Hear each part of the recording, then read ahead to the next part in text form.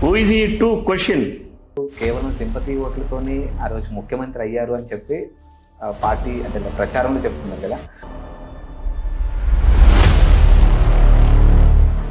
లెక్కలున్నాయా? పోనీ నేను అడుగుతా ఉన్నాను మీడియాకి, లెక్కలున్నాయా? అది ఓకే సార్, నేనేమంటున్నా అంటే ఎండ్ ఆఫ్ డే ప్రజా తీర్పే కదా మనకు కావాల్సింది. మీకు అర్థం కాలా?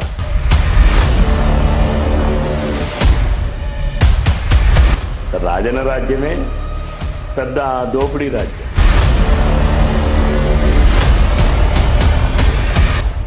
మీరంటే ప్రతిపక్షంలో ఉన్నారు కాబట్టి ప్రతిదీ లెక్కలు తీసి చెప్పగలుగుతారండి.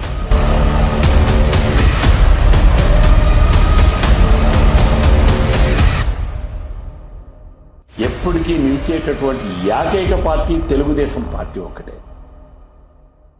అందరికీ నమస్కారం, నేను మీ ఆదిత్య.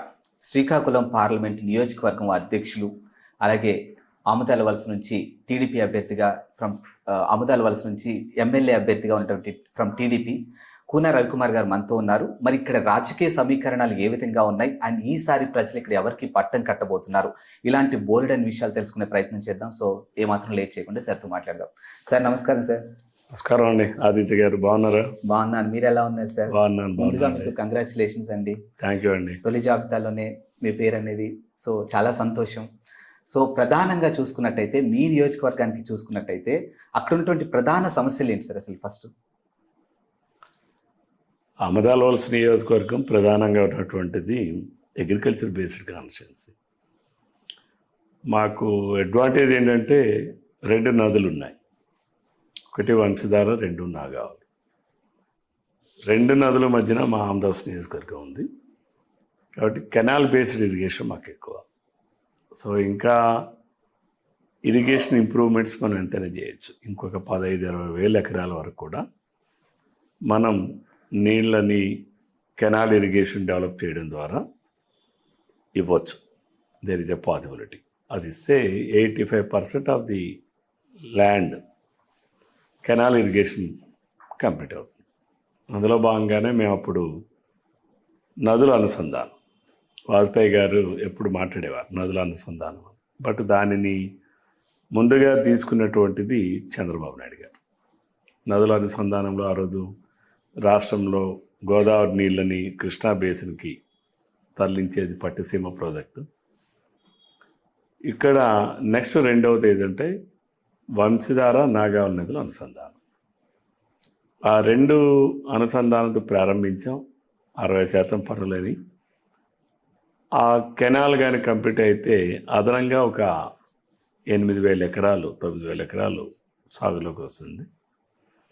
ఇంకొక 6-7 ఎకరాలకి లిఫ్ట్ ఇరిగేషన్స్ ద్వారా కూడా ఇచ్చే అవకాశం ఉండేది. సో ఆంధ్రప్రదేశ్ నియోజకవర్గంలో ఒక 15-16 వేల ఎకరాలు ఆ అనుసంధానం కార్యక్రమం ద్వారా పూర్తి చేయొచ్చు. అలానే మడ్డు వలస, ఎనదర్ సైడ్ మడ్డు వలస ప్రాజెక్ట్ కానీ కంప్లీట్ చేసి ఉంటే అదనంగా 3-4 వేల ఎకరాలు వస్తుంది. ఇక్కడ కూడా ఇంకో లిఫ్ట్ ఇరిగేషన్స్ పెట్టాం. అప్పుడు ఆ టైంలోనే అన్నీ మంజూరు చేసి పనులు ప్రారంభించి అన్నీ చేస్తే అది మొన్న ఒక 1000 ఎకరాలు కంప్లీట్ చేశారు. ఇంకొక లిఫ్ట్ ఇరిగేషన్ కూడా 3,500 ఎకరాలది ఉంది. అంటే ఇవన్నీ కానీ పూర్తి చేస్తే కొత్తగా రెయిన్ ఫెడ్ ఆయకట్, వర్షాధారం మీద ఆధారపడినటువంటి భూములకి కెనాల్ ఇరిగేషన్ మనం ఇచ్చేవాళ్ళం అవుతాం. It's rough about 20,000 acres. So దీనివల్ల ఏమవుతుందంటే అగ్రికల్చరల్ ప్రోడక్ట్స్ని ఇంప్రూవ్ చేయొచ్చు. ఇంకా వ్యవసాయాన్ని మేము ఇక్కడ ఇంప్రూవ్ చేయాలనే ఆలోచన ఎందుకంటే భోగాపురం ఎయిర్పోర్ట్ రేపు వస్తున్నటువంటి తరుణంలో అగ్రికల్చర్ ప్రోడక్ట్స్ని కానీ మనం ఇంప్రూవ్ చేస్తే ఆ ఎయిర్పోర్ట్ నుంచి అగ్రికల్చర్ ప్రోడక్ట్స్ని ఎక్స్పోర్ట్ చేయొచ్చు. సో ఆ దిశగా రైతుల ఆలోచనలు మనం చేయాలి. దానివల్ల అగ్రికల్చర్ ఇన్కమ్ పెరగాలి. ఎందుకంటే మాకు ఇక్కడ పరిశ్రమలు లేవు. పరిశ్రమలు లేకపోవడానికి కారణం ఏంటంటే పిటీ థింగ్ ఏంటంటే ఈ జిల్లాలో ఓన్లీ 1-230 kV సబ్స్టేషన్ ఉంది. Still there is a lot of fluctuations in the power supply. There are so many losses. So no one can industry is coming forward to establish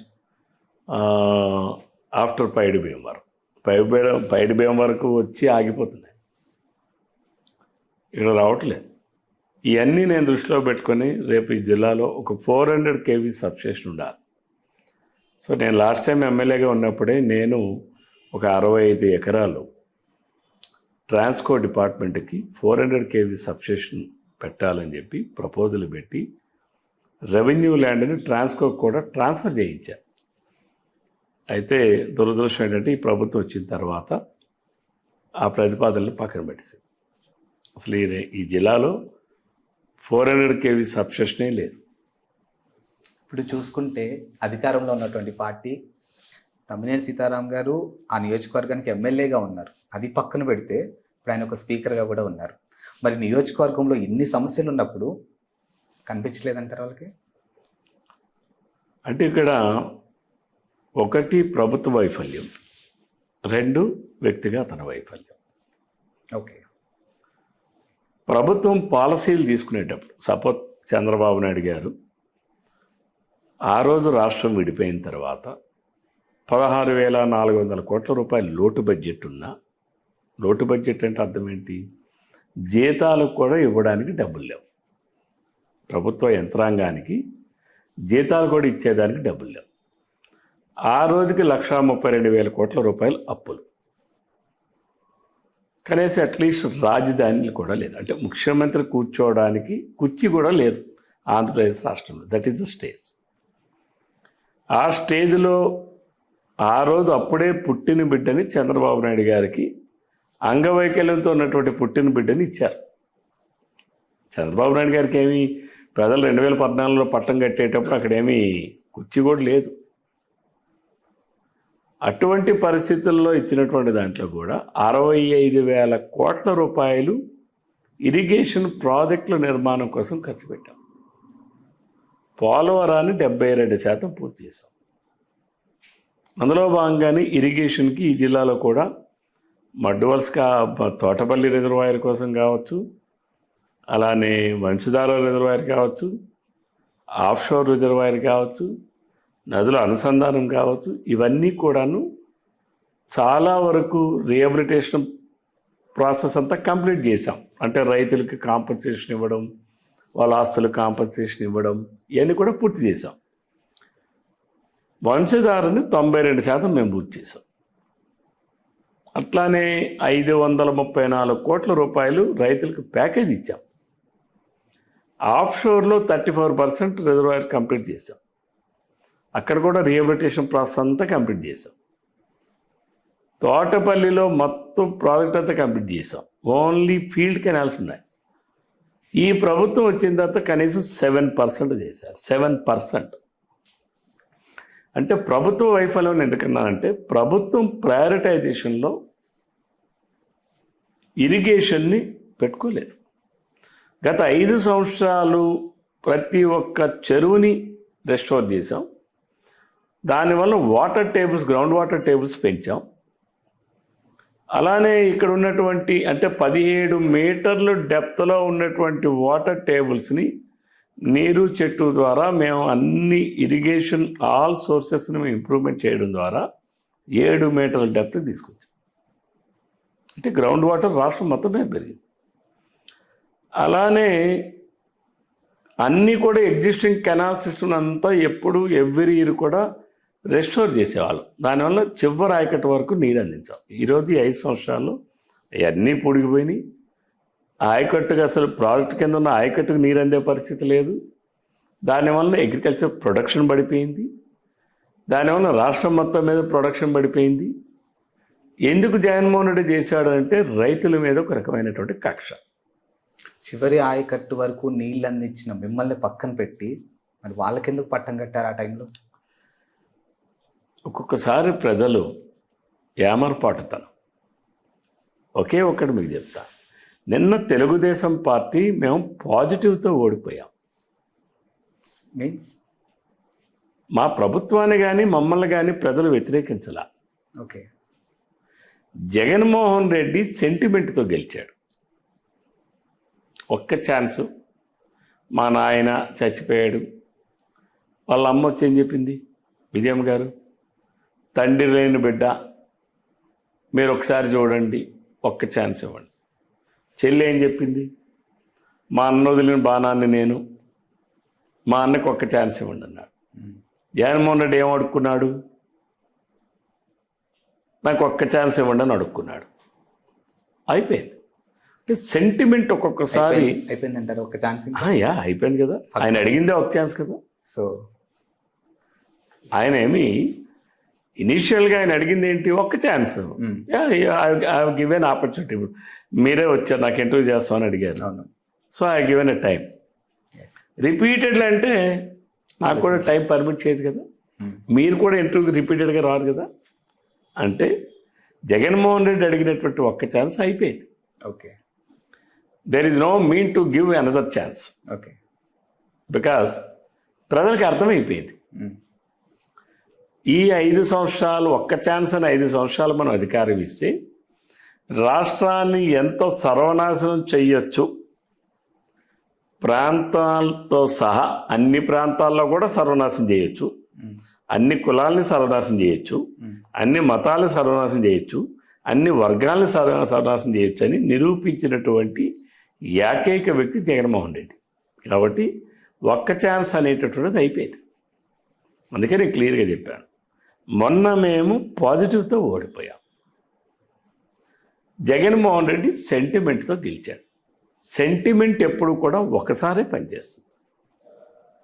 ఆ తండ్రిని చూసి ఓటయ్యండో, లేకపోతే మా నాయన చూసి ఇది చేయిందనో, లేకపోతే ఒక్కొక్క అవకాశం ఇవ్వండానో, ఈ అడుక్కునేది, ఈ మోడల్ ఆఫ్ ఈ ఆపరేషన్ ఏదైతే ఓటింగ్ ఆపరేషన్ అంటే ఓటింగ్ని అడిగేటటువంటి ఆపరేషన్ ఉందో అది ఒకసారే పనిచేస్తుంది. ప్రతిసారి మా నాయన చచ్చిపోయాడు, రేపు నా రాజన్ రాజ్యం చూడండి అని చెప్పగలడా జగన్మోహన్ రెడ్డి? చెప్పగలడా? నేను అడుగుతా ఉన్నా, జగన్మోహన్ రెడ్డి చెప్పగలడా? సరే, రాజన్న రాజ్యం ఏంటో నా ఒపీనియన్స్ నాకున్నాయి. సరే, రాజన్న రాజ్యమే పెద్ద దోపిడీ రాజ్యం. ఇప్పుడు జగన్మోహన్ రెడ్డి 1,00,000 కోట్లు దోచుకున్నాడు. ఎవరి టైంలో దోచుకున్నాడు? తండ్రి ముఖ్యమంత్రిగా ఉన్నప్పుడు దోచుకున్నాడు. అంటే తండ్రి కొడుకులు కలిసి దోచుకున్నారు. కాబట్టి రాజశేఖర రెడ్డి గారు అనే వ్యక్తి చనిపోయిన సంఘటన బాధిస్తుంది తప్ప రాజశేఖర రెడ్డి చేసిన పరిపాలన ఈ రాష్ట్రానికి కూడా దురదృష్టం. ఇదే 2019 ఎలక్షన్స్ టైంలో సాక్షాత్తు మన మోడీ పోలవరంకి సంబంధించినటువంటి ప్రాజెక్ట్ ఏదైతే ఉందో ఎలక్షన్ క్యాంపెయినింగ్లో చంద్రబాబు నాయుడు గారిని పట్టుకొని పోలవరం అనే ఒక టాపిక్ తీసుకొని ఏటీఎంలా వాడారు, మరి మీరు కూడా దోచుకున్నారు, 5 సంవత్సరాలు పరిపాలించారు అని సాక్షాత్తు ప్రధాని గారు ఎలక్షన్ క్యాంపెయినింగ్లో అన్నారు. మరి దీనిపై మీ స్పందన? ప్రధాని మోడీ గారు ఏమైనా భగవంతుడా? కాదు, నేను అనేది ఈజ్ ఎ పొలిటీషియన్. అవును, Modi is a politician. Yes, I'm the politician. Chandrababu Naidu garu is a politician. అది మాకు one of the opposition party ఈ కామెంటెడ్ ఎగ్నిస్ట్ చంద్రబాబు నాయుడు. ఆయన అధికారంలో మేము ఓడిపోయాం కదా. అవును, మళ్ళీ ఆయన ప్రభుత్వం కదా అధికారంలోకి వచ్చింది. కేంద్ర ప్రభుత్వమే కదా నిర్మిస్తూ ఉంది. ఓన్లీ ఎగ్జిక్యూటివ్ ఏజెన్సీ నిర్వహణ చేసేదే రాష్ట్ర ప్రభుత్వం. నిధులన్నీ ఎవరిచ్చారు? కేంద్ర ప్రభుత్వం. కేంద్ర ప్రభుత్వం అక్కడ దానికో ఎపెక్స్ బోర్డు పెట్టింది, ఇంకా ఏదేదో టెక్నికల్ ఎక్స్పర్ట్స్ కమిటీస్ వేసాయి. వాళ్ళందరూ అప్రూవల్ చేసిన తర్వాతే కదా నిధులు ఇచ్చారు, అంతే కదా.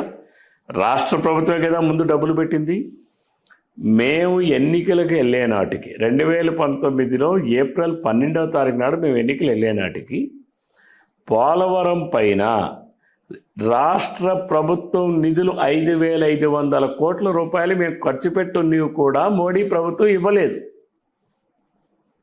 అర్థమైంది కదా. ఓవరాల్గా ఖర్చు పెట్టినటువంటి డబ్బుల్లో 5,500 కోట్ల రూపాయలు రాష్ట్ర ఖజానా నుంచి ఖర్చు పెట్టి పోలవరం నిర్మాణం కోసం ఖర్చు పెట్టిన ఏవైతే నిధులు ఉన్నాయో రీఎంబర్స్ చేయాల్సినటువంటి పరిస్థితి ఉన్నప్పటికీ కూడా కేవలం రాజకీయ కక్షను తీర్చుకోవడం కోసమే మోడీ గారి ప్రభుత్వం నిధులు విడుదల చేయలేదు. రైట్, ఏటీఎం అన్నారు, మంచిదే. ఆయన ప్రధానమంత్రి మళ్ళీ అయ్యారు కదా, మరి ఎందుకు ఆ ఏటీఎంది నిరూపించలేదు? That is my straight question. He has to answer it. Okay, they are in the power. Chandrababu Naidu garu తప్పు చేశారు, కోన రవికుమార్ గారు తప్పు చేశారు.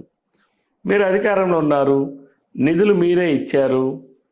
రాష్ట్ర ప్రభుత్వం ఓన్లీ ఎగ్జిక్యూటివ్ ఏజెన్సీ, పర్యవేక్షణ చేసి కన్స్ట్రక్షన్ అంతా పర్యవేక్షణ చేసేటటువంటి ఏజెన్సీ రాష్ట్ర ప్రభుత్వం. ఎందుకు రాష్ట్ర ప్రభుత్వాన్ని ముందు డబ్బులు పెట్టమన్నారు? రాష్ట్ర ప్రభుత్వం ముందు డబ్బులు ఖర్చు పెట్టి చేసిన తర్వాత ఆ డబ్బులు కేంద్ర ప్రభుత్వం రీఎంబర్స్ చేస్తుంది, తిరిగి వెనక్కి ఇస్తుంది రాష్ట్ర ప్రభుత్వానికి. ఆ రోజు నాటికి మాకు 5,500 కోట్లు ఇవ్వాల. ఎన్నికలు అయిన తర్వాత జగన్మోహన్ రెడ్డికి రాష్ట్ర ప్రభుత్వం, ఈ ప్రభుత్వం వచ్చిన తర్వాత నిధులు ఇచ్చారు, అంతే కదండి. మరి జగన్మోహన్ రెడ్డి ప్రభుత్వానికి పోలవరంకి నిధులు ఎలాగొచ్చాయి?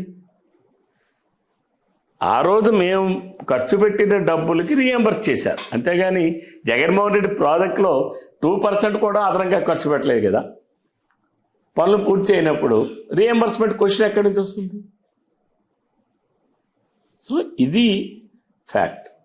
దెన్ కమింగ్ టు మీ నియోజకవర్గానికి సంబంధించి కానీ మీకు సంబంధించిన అంశం చూసుకుంటే, ఒక యాంకర్గా కాకుండా మీ నియోజకవర్గంలో ఒక ఓటర్గా నేను అడుగుతున్నాను మిమ్మల్ని.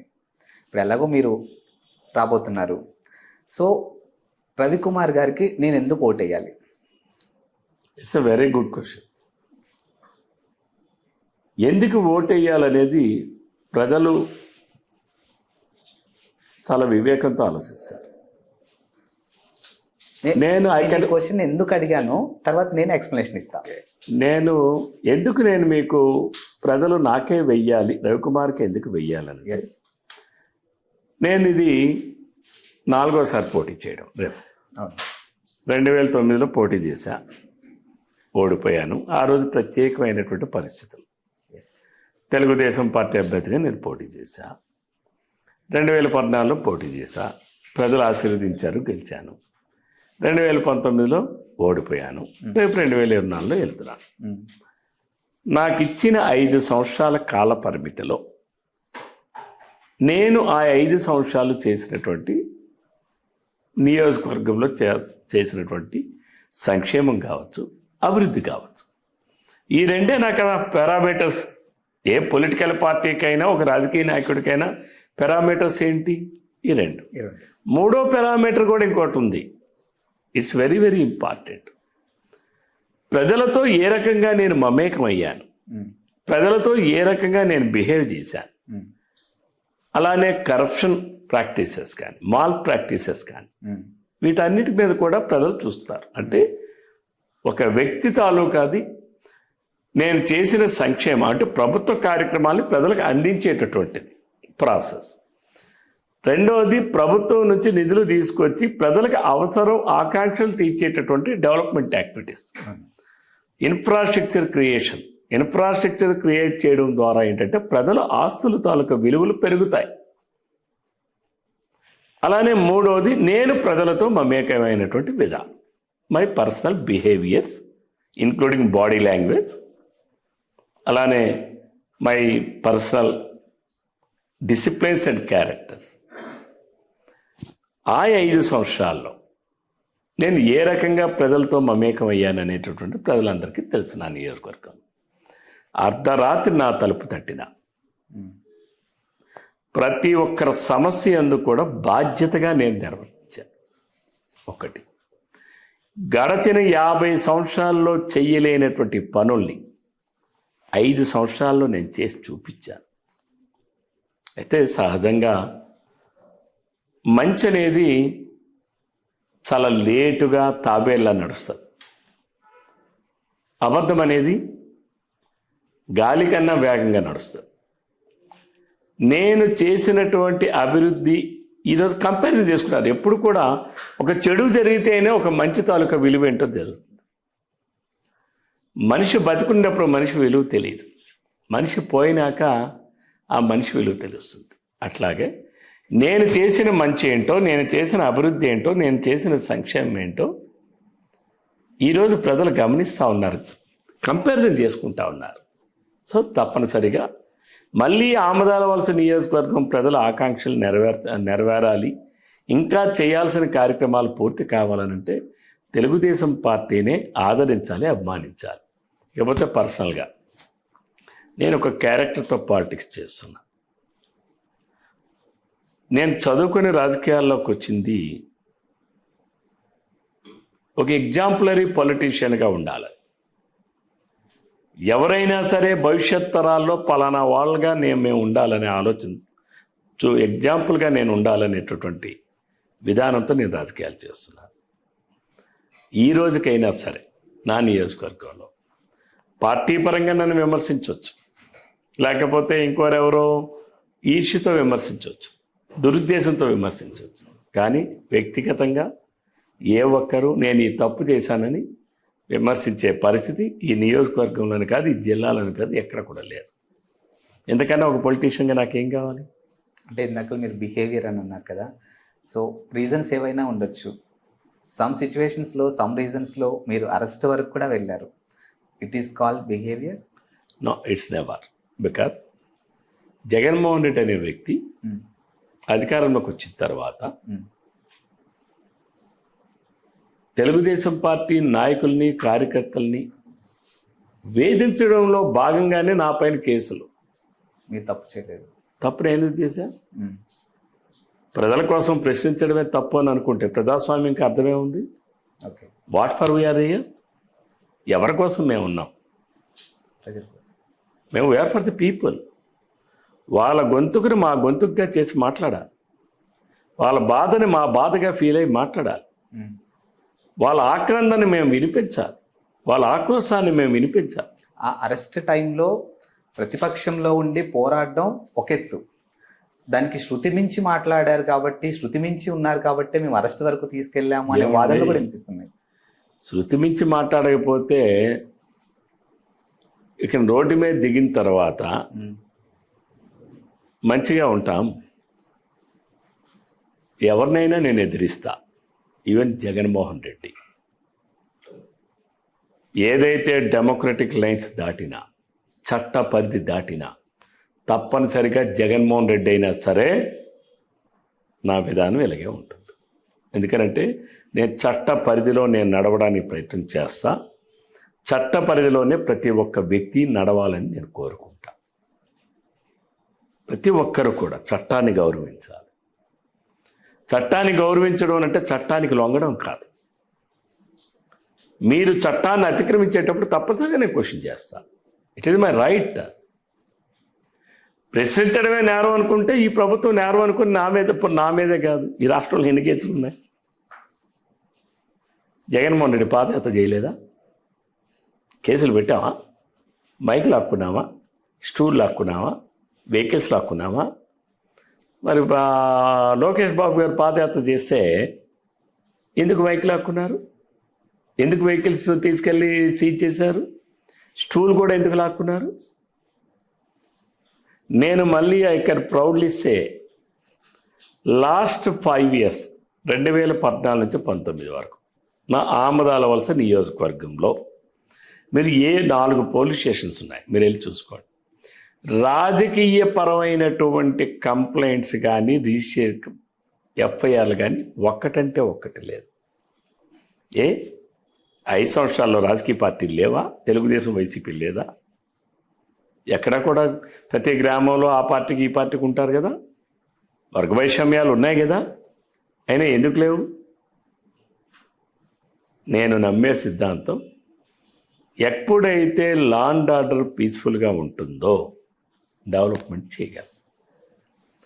లా అండ్ ఆర్డర్ ఉన్న దగ్గర డెవలప్మెంట్ చేయలేం. ఇది నేను తెలిసినటువంటి వాడిని, చదువుకున్నటువంటి వాడిని, నాకు పూర్తి స్థాయిలో అవగాహన ఉంది. అందుకనే గత 5 సంవత్సరాల్లో కనీసం నా నియోజకవర్గం మీరు ఏ పోలీస్ స్టేషన్కైనా వెరిఫై చేసుకోవచ్చు. ఈరోజు తెలుగుదేశం పార్టీ నాయకులు కార్యకర్తలు మొత్తం 4 మండలాల్లో కలిపి తమ్మినేని సీతారాం, జగన్మోహన్ రెడ్డి కలిపి 26 మంది మీద రౌడీ షీట్లు పెట్టారు. Do you feel I'm a rowdy? మరి నా పేరు కూడా రౌడీ షీట్ ఉంది. నేను ఎక్కడో కోవిడ్ వచ్చి నేను ఇంట్లో పడుకుంటే సిఐని నేను తిట్టానో కొట్టానని చెప్పి నా మీద కేసు పెట్టారు. నేను ఎక్కడ నా ఇంట్లో ఉన్నాను, నేను కనీసం నా ఇంట్లో కూడా బయటికి రాలా. నేను ఎందుకు, నాకు అప్పుడే నేను కోవిడ్ ఎఫెక్ట్ అయ్యాను. నాకు 40 days అయ్యింది. అసలు నాకు చాలా నడవలేని పరిస్థితి, చాలా వీక్ అనమాట. ఆ పరిస్థితిలో నేనుంటే బయట ఏదో గొడవ అవుతుంది సార్ మీరు కాస్త చెప్పండి అని పోలీసులు నా ఇంటి లోపలికి వచ్చి నాతో మాట్లాడి వాళ్ళు బయటకు వెళ్ళి ఆ డిఎస్పి మా పోలీసు విధులకు అడ్డగించాడని చెప్పి నా పైన కేసులు పెట్టారు. ఇప్పుడు ఇవన్నీ మీ నియోజకవర్గం ప్రజలకు తెలుసు కదా? ఎందుకు తెలియదు, ఎందుకంటే ప్రజలందరూ చూశారు కదా, ఇదే సీక్రెట్ కాదు కదా. సో జగన్మోహన్ రెడ్డి గారు కేవలం సింపతి ఓట్లతోనే ఆ రోజు ముఖ్యమంత్రి అయ్యారు అని చెప్పి పార్టీ అంటే ప్రచారంలో చెప్పుకున్నారు కదా, మరి ఇప్పుడు ఇదంతా మీరు ఇప్పుడు ప్రచారంలోకి తీసుకెళ్ళబోతున్నారా? ప్రచారం పెద్దగా చేయాల్సింది రాష్ట్రం మొత్తం మీద జరిగింది కదా, ప్రజలందరూ కళ్ళ ముందు జరిగింది కదా. జగన్మోహన్ రెడ్డి సింపతి వేరు, మాది వేరు. జగన్మోహన్ రెడ్డి ప్రభుత్వం తెలుగుదేశం పార్టీ నాయకులు కార్యకర్తల్ని వేధింపులకు గురి చేసి వేధించి తప్పుడు కేసులు పెట్టారంటే మాది. నిన్న చంద్రమోహన్ రెడ్డి గారు మీరు చూశారు కదా మీడియాలో, ఆయన ఒక గ్రామానికి పోతే అక్కడున్న వైసీపీ కార్యకర్త గుణపంపాలు తీసుకొచ్చి హత్యా ప్రయత్నం చేయబోతే తెలుగుదేశం పార్టీ వాళ్ళ మీద తిరిగి కేసు పెట్టారంటే ఇక్కడ ఈ రాష్ట్రంలో పోలీసు ఉందా, డీజీపీ ఉన్నాడా? కాబట్టి మేము సింపతి కోసం చేయలే. జగన్మోహన్ రెడ్డి ఏం చెప్పాడు, మా నాయన లేడు, మా నాయన చచ్చిపోయాడు, మా నాయన అంత చేశాడు, మా నాయన ఇంత చేశాడు అంటే ప్రజల్లో ఎలా ఉంటుందంటే ఒక మనిషి బతుకున్నంత వరకు అని ఏదో అంటారు, కానీ చనిపోయిన తర్వాత అందరూ మంచివాళ్ళే. ఆ కోవలోకి వెళ్ళాడు రాజశేఖర రెడ్డి తప్ప రాజశేఖర రెడ్డి ఎక్కడ మంచోడు? మంచి అంటే ఏంటి? దోపిడియా మంచి అంటే? చనిపోయిన వాళ్ళందరూ మంచోళ్ళే, నేను దానికి కాదని చెప్పను, కానీ ఆయన పరిపాలన అంతా కూడా దోపిడీయే. తండ్రి పరిపాలన దోపిడీ కాబట్టే తండ్రి పరిపాలన అడ్డం పెట్టుకుని 1,00,000 కోట్లు దోచుకున్నాడు. ఇది నేను ఆరోపణ చేయలా, సిబిఐ వాళ్ళు కేసులు పెట్టారుగా 43,000 కోట్లు అని చెప్పి నిగ్గు తేల్చి మొత్తం ఛార్జ్షీట్లన్నీ 17 ఛార్జ్షీట్లు కూడా పెట్టారుగా. కాబట్టి ఇది వాస్తవాలు ఏంటో ప్రజలకు తెలుసు. మేము అప్పుడు అదే చెప్తున్నాం. ఆ రోజు మేము పాజిటివ్తో ఓడిపోయాం, జగన్మోహన్ రెడ్డి సింపతితో గెలిచాడు. ఒక ఓటని అదని నాకేదో తప్పుగా జైల్లో పెట్టేశారని ఇవన్నీ కూడా అనేక భ్రమలు కల్పించాడు. సోషల్ మీడియా ద్వారా కావచ్చు, ఇంకో మాధ్యమాల ద్వారా కావచ్చు, ఆయనకు ఉన్నటువంటి సాక్షి పేపరు, సాక్షి ఛానల్ ద్వారా కావచ్చు. ఇప్పుడేమైంది? ఇప్పుడు కూడా ఉంది కదండి, ఉన్నాయి. ఇప్పుడు వాలంటరీ వ్యవస్థ ఉంది, నవరత్నాలు ఉన్నాయి, ఇవి గెలిపించమంటారా? నవరత్నాలు ఏంటి? జగన్మోహన్ రెడ్డి అమ్మ మౌడిదా? ఎవరిదన్నా కానీ ప్రజలకైతే అందుతున్నాయా లేదా? ఏం అందలేదు. ఏమందింది? ఎవరు చెప్పాడు? అంది సోషల్ మీడియా వేదిక చెప్తున్నారు కదా. ఎవరు చెప్తున్నాడు? ఎవరు చెప్పాడు? సోషల్ మీడియా వేదిక చాలా వేదిక ఇప్పుడు వాళ్ళు ఎవరేం చెప్పలేదండి. జగన్మోహన్ రెడ్డి మీరు చూసుకోండి సోషల్ మీడియాలో, వాడు 10 రూపాయలు ఇచ్చి 100 రూపాయలు మా దగ్గర దొబ్బుతున్నాడు అని కూడా చెప్తున్నారు. జగన్మోహన్ రెడ్డి అనే వ్యక్తి 9 సార్లు కరెంటు బిల్లులుగా పెంచాడే. 100 రూపాయలు 150 రూపాయలు 2 నెలలకు వచ్చిన కరెంటు బిల్లుని ఈరోజు నెలకి 700-800 వస్తుంది. ఏ పేదవాడు కడతాడండి? ప్రతి 60 రూపాయలు ఉన్నటువంటి చీప్ లెక్కర్, పాపం పేదవాళ్ళు ఎవరో తాగేటటువంటి చీప్ లెక్కర్ 200 రూపాయలు నొక్కేస్తున్నాడే. దానికి ఏమి ఆడిట్ లేదు, లెక్కలు లేదు, ఎంతమంది వస్తుందో తెలియదు, ఎంత అమ్ముతున్నాడో తెలియదు, ఫోన్పే చేయడానికి లేదు, గూగుల్ పే చేయడానికి లేదు, లేకపోతే శాంసంగ్ పే చేయడానికి లేదు, ఏ పే చేయడానికి లేదు కదా. లెక్కలు ఉన్నాయా? పోనీ నేను అడుగుతా ఉన్నాను మీడియాకి, లెక్కలు ఉన్నాయా ఆయన దోపిడికి? ఇసుక నా నియోజకవర్గంలో ఆమదాల వలసలో 2 నదుల మధ్యన ఉండేటప్పుడు నా నియోజకవర్గంలో ఒక ఆమదాల వలసకు ఒక ట్రాక్టర్ ట్రక్ ఇసుక రావాలి అంటే 700 రూపాయలు, ఇప్పుడు 5,000 రూపాయలు. నాగావళి నది ఏమైనా 50 కిలోమీటర్ల దూరం వెళ్ళిపోయిందా? లేదు వంశధార నది ఏమైనా 100 కిలోమీటర్ల దూరం వెళ్ళిపోయిందా? నిన్న చాలా స్పష్టంగా ఎన్జిటి నేషనల్ గ్రీన్ ట్రిబ్యునల్ సుప్రీంకోర్టుకి ఏమని ఇచ్చింది నివేదిక? కేంద్ర ప్రభుత్వం నియమించినటువంటి అధికారిక కమిటీ ఈ రాష్ట్రంలో 542 ఇసుక రీచుల్లో ప్రతిరోజు 1000 నుంచి 2000 మెట్రిక్ టన్నులు ఇసుకని అక్రమంగా తవ్వారు అని నివేదిక ఇచ్చారు. ప్రభుత్వ రేటు ప్రకారం ఒక టన్ను మెట్రిక్ టన్ను ఇసుక ధర 475 రూపాయలు, అంటే 1 క్యూబిక్ మీటర్. ఇప్పుడు ఒక ఓటరు ఇంత క్షుణ్ణంగా, ఇప్పుడు మీరంటే ప్రతిపక్షంలో ఉన్నారు కాబట్టి ప్రతిదీ లెక్కలు తీసి చెప్పగలుగుతారండి, కానీ ఒక ఓటరు ఇంత క్షుణ్ణంగా అయితే లెక్కలు వేసుకొని చూడలేరు కదా. ఏమండి మీరు అదే పొరపాటు, మీలో కూడా మీడియా కూడా మెచ్యూరిటీ పెరగాలి. ఎందుకంటున్నా అంటే ఉమ్. కొనేవాడు ఎవడు ఇసుక? నేనా? వాటరే కదా కొంటున్నాడు ఇసుక. 700 రూపాయలు కొనేది ఆ వాటరే, 5,000 రూపాయలు కొంటుంది ఆ వాటరే కదా. క్వార్టర్ బాటిల్ తాగేది ఆ వాటరే, 60 రూపాయలకి తాగింది ఆ వాటరే, ఈరోజు 200 రూపాయలు తాగేది ఆ వాటరే కదా. నిన్న 2 నెలలకి 100, 150 రూపాయలు కరెంటు బిల్లు కట్టింది ఆ వాటర్ ఆ సామాన్యులే. ఈరోజు నెలకు 500-600 కడుతుంది కూడా ఆ సామాన్యులే. వాళ్ళందరూ వాటర్లు గారా?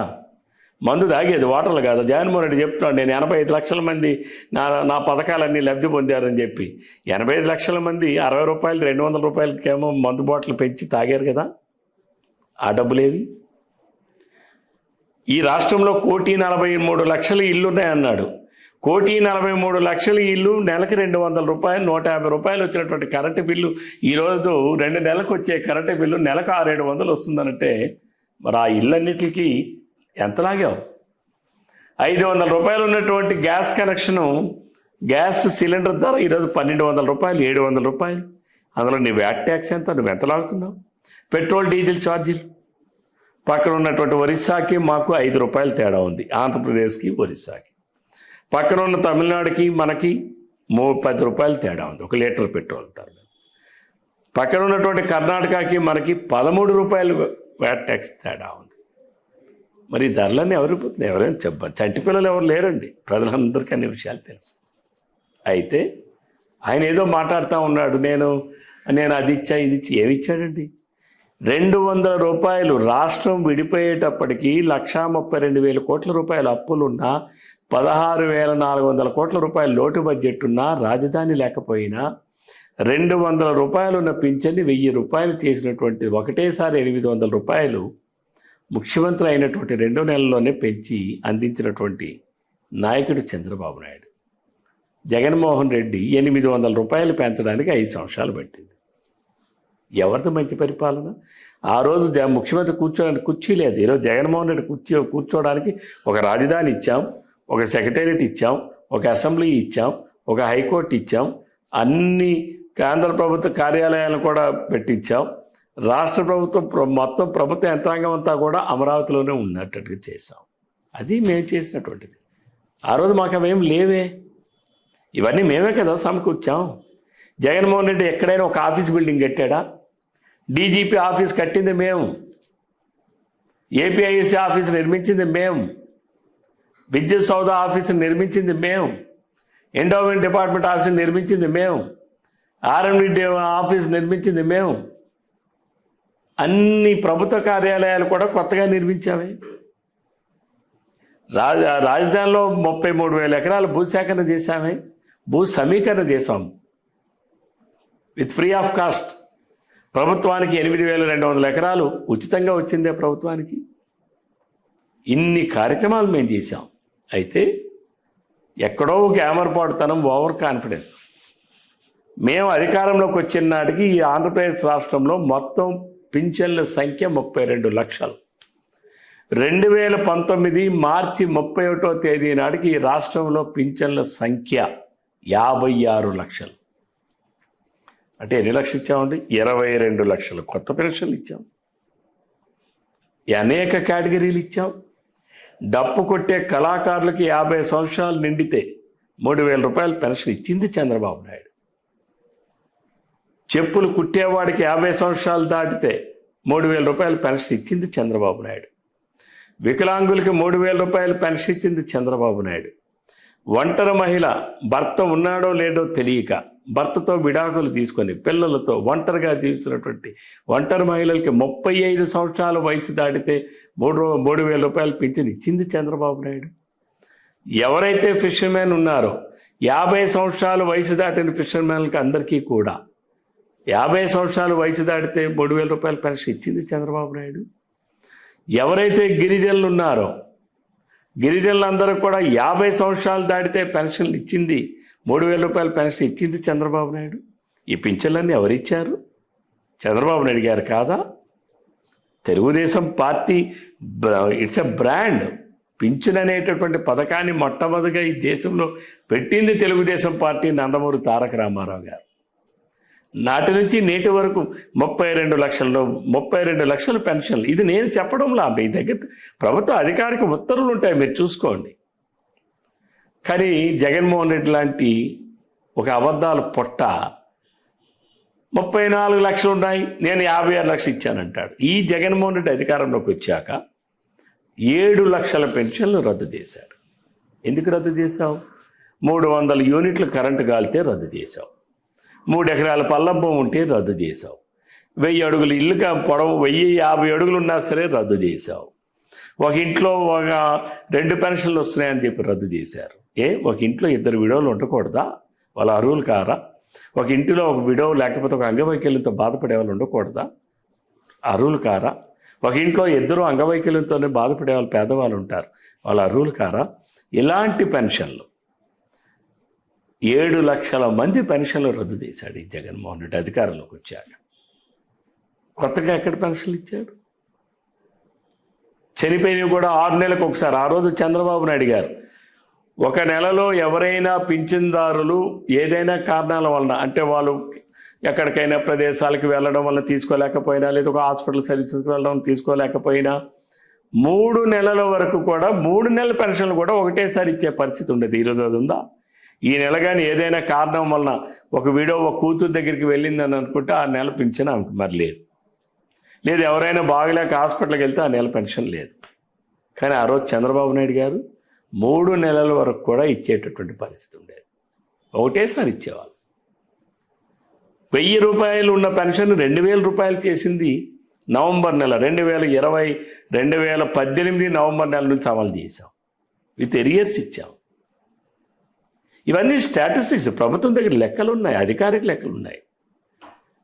ఇంతటి లోటు బడ్జెట్లో ఉన్నప్పటికి కూడా మేమేం అప్పులే చేయలేదే జగన్మోహన్ రెడ్డి లాగా. జగన్మోహన్ రెడ్డి ఏమి ఇచ్చాడు మీరు ఒకసారి లెక్కేయండి. ఈ రాష్ట్రంలో జగన్మోహన్ రెడ్డి గారు ముఖ్యమంత్రి అయిన తర్వాత నేటి వరకు 12 లక్షల కోట్ల రూపాయలు అప్పులు చేశారు.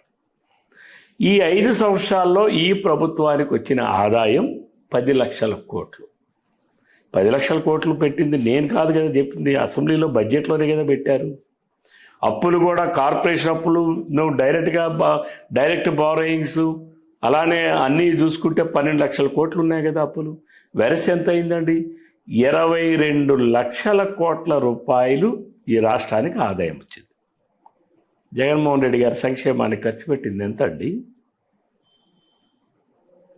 ఓన్లీ 16.1%.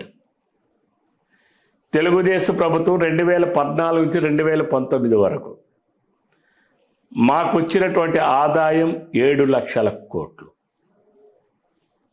ఆదాయం ఏది? పన్నుల ద్వారా, వీటి ద్వారా. మేము చేసిన అప్పు 1,28,000 కోట్లు. అంటే మొత్తం ఎంత అయిందండి? 8,30,000 కోట్లు. అంత బడ్జెట్లో మేము చేసినటువంటి సంక్షేమం కోసం మేము చేసిన ఖర్చు 18.4%. 18.4% మేము మా బడ్జెట్లో సంక్షేమానికి ఖర్చు పెట్టాం. జగన్మోహన్ రెడ్డికి వచ్చినటువంటి అప్పులు ఆదాయంలో మొత్తం 22 లక్షల కోట్ల రూపాయల్లో ఆయన ఖర్చు పెట్టింది 16.1. ఇది నేను చెప్పలా, జగన్మోహన్ రెడ్డి. నేను ఈ రోజు వరకు నేను నొక్కా అని చెప్పేటటువంటి దాంట్లో చెప్పింది 2,53,000 కోట్లు. ఎంతటి ఆదాయం అండి? 22 లక్షల కోట్లు వస్తే 2,53,000 కోట్ల రూపాయలు నువ్వు ప్రజలకు ఇస్తే మిగిలిన 19.5 లక్షల కోట్లు ఎక్కడికి వెళ్ళాయి?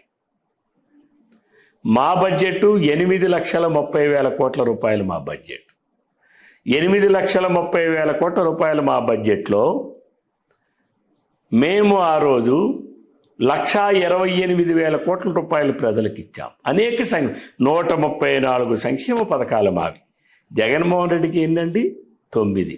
అందులో కూడా ఏ ఒక్కటైనా పూర్తిగా నెరవేర్చాడా? నవరత్నాల్లో ఏం చెప్పాడు? అమ్మ ఒడి 15,000 ఎంతమంది ఉంటే అంతమందికి ఇస్తా అన్నాడు, ఇచ్చాడా? 84 లక్షల మంది విద్యార్థులు ఉంటే 42 లక్షల మందికి ఇచ్చావు. ఈ సంవత్సరం ఒకటికి వస్తే నెక్స్ట్ సంవత్సరం ఒకటికి లేదు. ఏమయ్యా లేదంటే మీ నాయన 300 యూనిట్లు కరెంటు కాల్చాడే, కరెంటు కాలిస్తే తప్ప నేరమా? కరెంటు కాలిస్తే ఏమైనా ఉచితంగా ఇస్తున్నావా? వాళ్ళ కరెంటు విద్యుత్ ఛార్జీలు చెల్లిస్తున్నారుగా ప్రభుత్వానికి, నేరమా అది? నేను లిటరల్గా నేను చూశానండి పట్టణాల్లో. జగన్మోహన్ రెడ్డిలా ఇప్పుడు ఎవరైతే బిల్డింగ్ కడతా ఉన్నారో బిల్డర్స్ కరెక్ట్గా 1000 అడుగులే కట్టాలి. ఇంక 1000 అడుగులకు మించి కూడా వాడు కట్టకూడదు. పాపం ఆమె ఎవరో విడో 1050 అడుగులు ఇల్లు కొన్నారు. 1050 అడుగులు ఇల్లు కొన్నావు కాబట్టి పెన్షన్ కట్. ఇల్లు అనేది ప్రతి మనిషికి జీవితంలో ఒక కళ.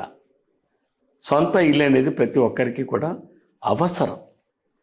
ఎక్కడుంటారు? ఏదో అప్పు చేసో లేకపోతే బ్యాంకుల నుంచి లోన్లు తీసుకుని ఒక 1050 అడుగులు ఉంటే అది నేరమా? ఈరోజు అటువంటి పరిస్థితులు ఈ రాష్ట్రంలో ఉన్నాయి. నేను చూశాను నా ఆమదాల వలసలో. నేను ఆ రోజు నా నియోజకవర్గంలో 5 సంవత్సరాల కాలంలో నేను 24,000 మందికి పెన్షన్లు ఇచ్చాను.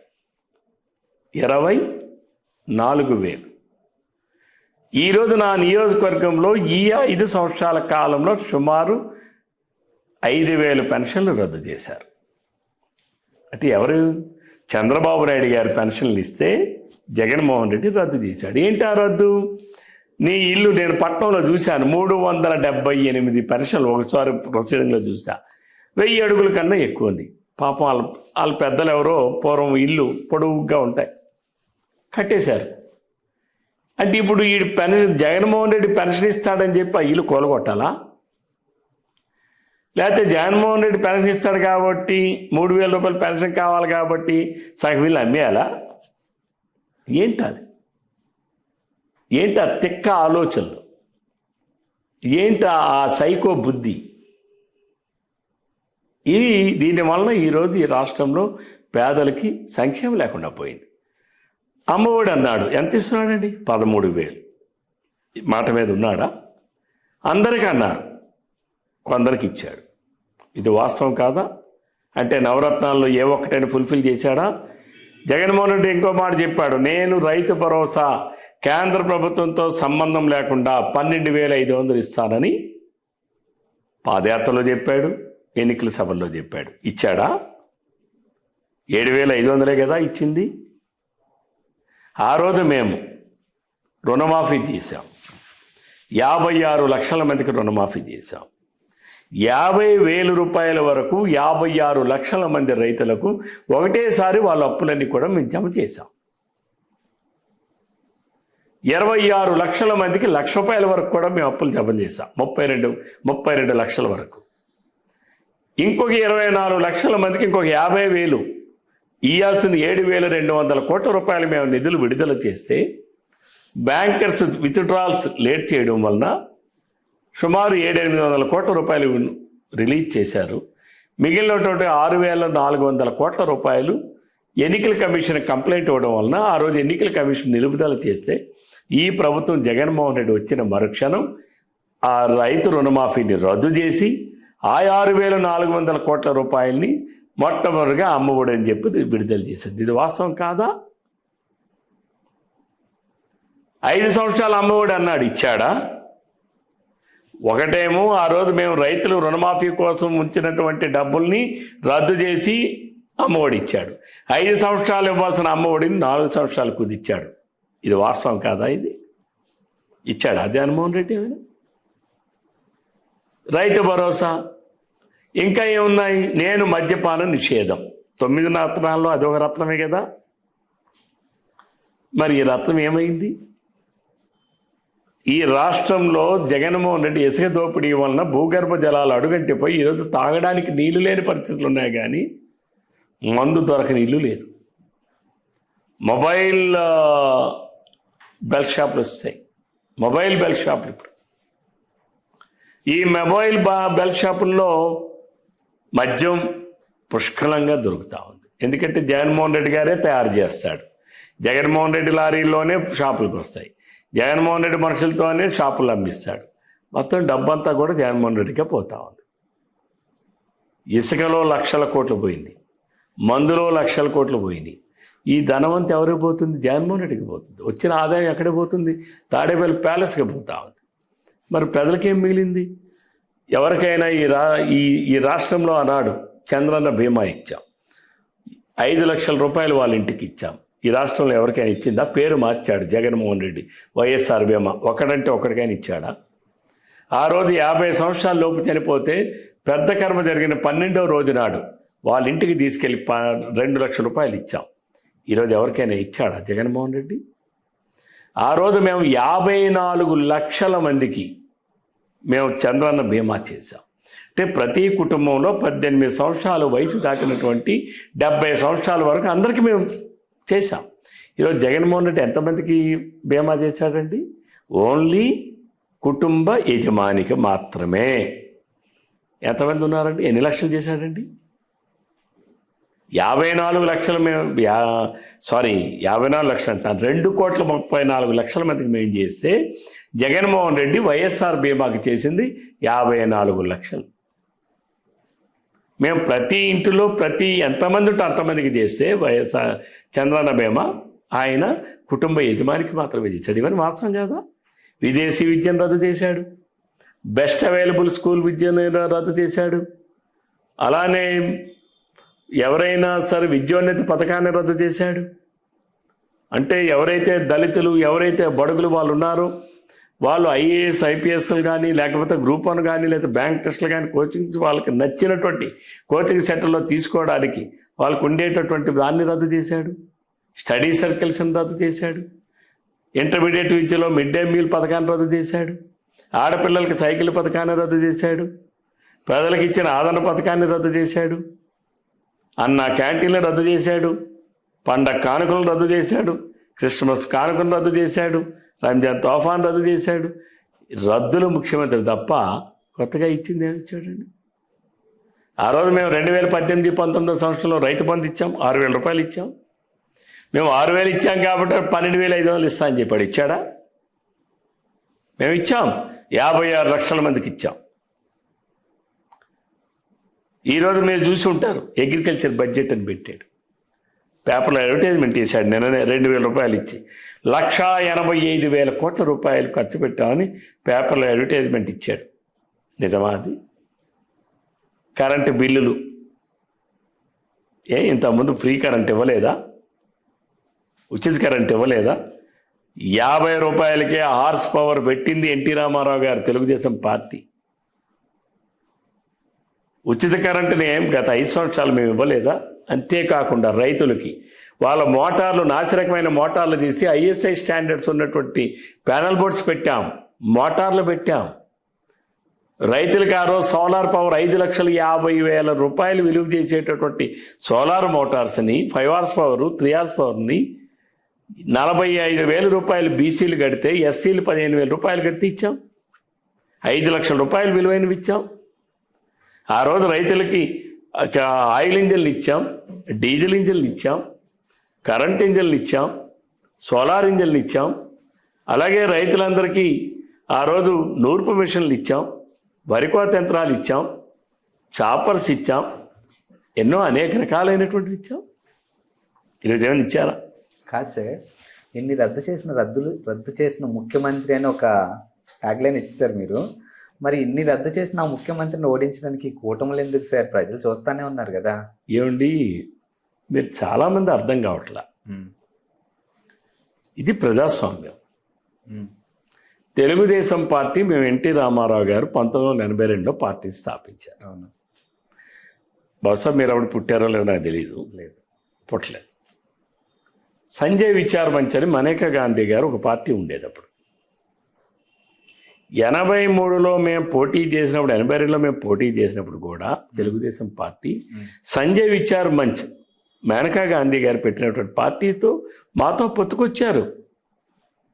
ఓకే, అంటే మీకు కూడా చరిత్ర తెలియాలని చెప్తున్నాను.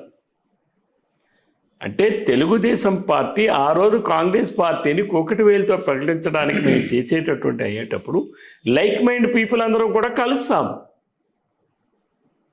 Like minded. మనం కలవడం ఇంపార్టెంట్ అండి, అది ఓకే సార్. నేనేమంటున్నా అంటే ఎండ్ ఆఫ్ ది డే ప్రజా తీర్పే కదా మనకు కావాల్సింది. మీకు అర్థం కాల?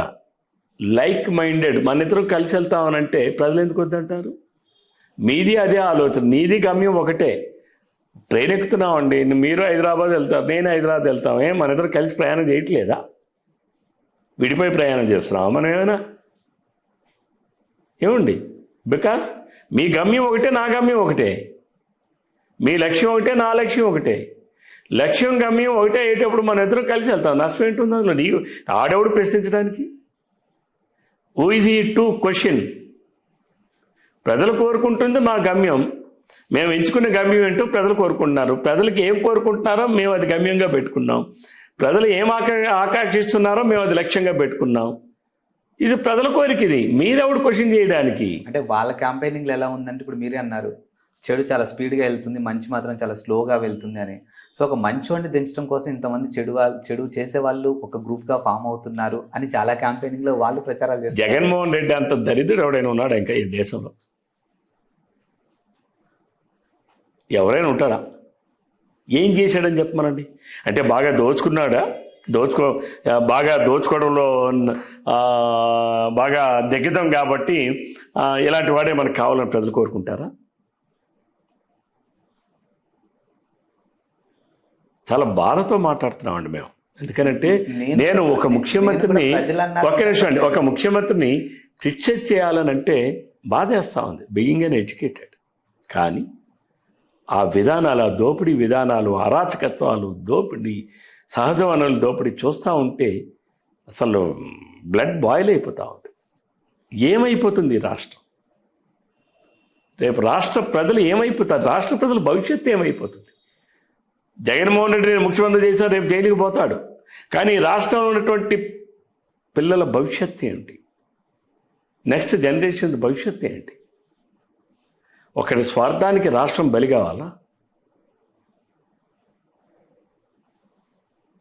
ఎందుకు నేను ఆ మాట అన్నానంటే, ప్రజల మీద పడి ఏరుకోవడానికి సిగ్గు అనిపించకుండా దోపిడీ చేస్తూ ఉంటే ఇంతకన్నా దౌర్భాగ్యం ఇంకేం కావాలి? మీరు తీసుకోండి ఏ ఒక్కటైనా సరే. ఈరోజు కూడా నాకెవరో లేడీస్ చెప్పారు, నేను ఆ ఫంక్షన్కి వెళ్ళేటప్పుడు, మ్యారేజ్ ఫంక్షన్కి వెళ్తే ఆసరా అని చెప్పి బటన్ నొక్కాడు. ఈరోజు కూడా ఈ రాష్ట్రంలో సుమారు 25 లక్షల మందికి పైబడి డబ్బులు ఈరోజు కూడా లేవే. ఎక్కడికి వెళ్ళాయి డబ్బులు? బటన్ నొక్కానన్నావు. ఎంతమందిని మోసం చేస్తావు? ఎన్నాళ్ళు మోసం చేస్తావు? ఎన్నేళ్ళు మోసం చేస్తావు? జగన్మోహన్ రెడ్డి గడప గడపకని పుస్తకాలు ఇచ్చాడు. నిన్న రాత్రి మీకు అది కావాలంటే ఎగ్జాంపుల్ ఇస్తాను, మీరు చూడండి. ఆమె వయసు 68 సంవత్సరాలు. ఆమెకి నీకు విద్యోన్నత పథకం ఇచ్చాం, అమ్మ ఒడి ఇచ్చాం, అదొక పథకం ఆమెకి ఇచ్చారట. ఆ రేషన్ కార్డులో ఆమె ఒక్కతే ఉంది. అమ్మ ఒడి పథకం ఆవిడకి ఇచ్చారట. వసతి దీవెన పథకం ఆవిడకి ఇచ్చారట. చేయూత పథకం ఆవిడకి ఇచ్చారట. అన్నీ కలిపి అమ్మ నీకేమో ఈ 5 సంవత్సరాల్లో 1,35,000 వచ్చాయని చెప్తున్నారు. ఆమె వయసు 68 సంవత్సరాలు. ఇది జగన్మోహన్ రెడ్డి చేసినటువంటి పుస్తకం. నేను అందుకనే నిన్న తీసుకొచ్చి ఆ లబ్ధిదారులు నా దగ్గరికి వస్తే ఈ రాష్ట్ర చీఫ్ సెక్రటరీకి లాయర్ నోటీస్ పంపిస్తున్నాం, లీగల్ నోటీస్ పంపిస్తున్నాను. బికాస్ గవర్నమెంట్ ట్యాబ్లో ఆ పుస్తకం ఇచ్చారు. Chief secretary is the responsible for that.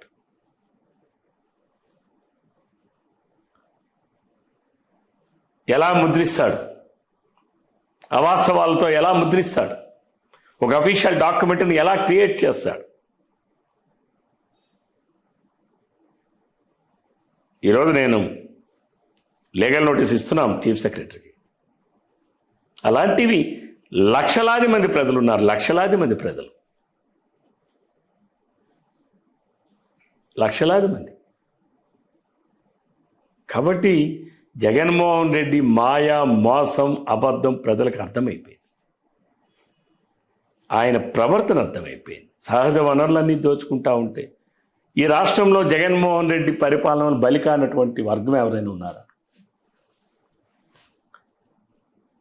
భవన కార్మికులు నాశనం అయిపోయారు, పనులు లేకుండా అయిపోయారు. ఎందుకు? 1000 రూపాయలు ఉండే ట్రాక్టర్ ఇసుక 5-6 వేలు అయిపోయింది. 40,000 రూపాయలు ఉన్న టన్ను స్టీల్ ధర ఈరోజు 82,000 అయిపోయింది. పైన ఉన్నటువంటి బ్యాగులే వేరే కంపెనీలు, కానీ లోపల ఉన్నదంతా భారతీయ సిమెంటే. రాశి సిమెంట్ పైన బ్యాగ్ ఉంటుంది, లోపల భారతీయ సిమెంట్. డెక్కన్ సిమెంట్ అని బ్యాగ్ ఉంటుంది, లోపల భారతీయ సిమెంట్. 230 రూపాయలు ఉన్నటువంటి సిమెంట్ ధర 470 రూపాయలు. అంటే భారతదేశానికి స్వాతంత్రం వచ్చినప్పటి నుంచి నిన్న 2019 మార్చి 31 వరకు ఈ రాష్ట్రంలో సిమెంట్ ధర 230 రూపాయలు ఉంటే 470 రూపాయలు అంటే 240 రూపాయలు 5 సంవత్సరాల్లో పెరిగిందంటే మీరు అర్థం చేసుకోండి. 40,000 రూపాయలు భారతదేశానికి స్వాతంత్రం వచ్చిన నాటి నుంచి నేటి వరకు 2019 మార్చి 31 వరకు టన్ను స్టీలు ధర 42,000, ఈరోజు 83,000 అంటే 39,000 రూపాయలు ఈ 5 సంవత్సరాల్లోనే పెరిగింది. మరి జగన్మోహన్ రెడ్డి ఏమి ఇచ్చారండి జనంకి?